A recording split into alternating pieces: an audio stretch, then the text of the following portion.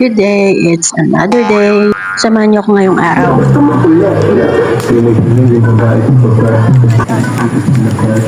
Pagkatapos nga namin paarawan tong batang ton, dumiretso kami sa bilihan ng pintura. Naisipan kasi ayusin yung sala namin, tsaka hindi na rin kasi kaaya-ayang tignan.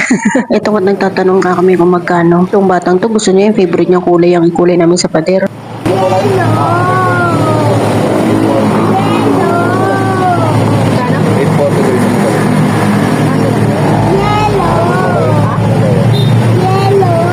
Request na rin kasi ito ng aming mood rebels dahil malapit na rin siya mag-birthday. Siyempre, kami mga anak.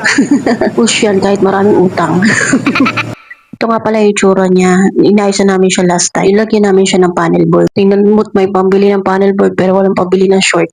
Hagardo agad, B. Wala namang ginagawa. Disclaimer lang dun sa may utang ako. Wala pa rin po akong pera. Sadyang madami lang po talaga mauutangan. Kaya ito. Thank you, pay later.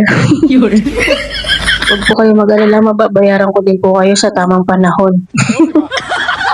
Halos puro mando lang talaga ginawa ko dyan, B. Last week pa namin ginawa yung panel board. Unti-unti lang, B, mahina kalaban. Mahina pala yung wallet. Mahirap na magpatong-patong next month. Naku po. Maliwalas naman, di ba? Next month, yung sahig naman, pagbayad ng panel board. Kailangan ko na rin bang i-pay later tong upuan. Okay pa naman, inaupuan pa.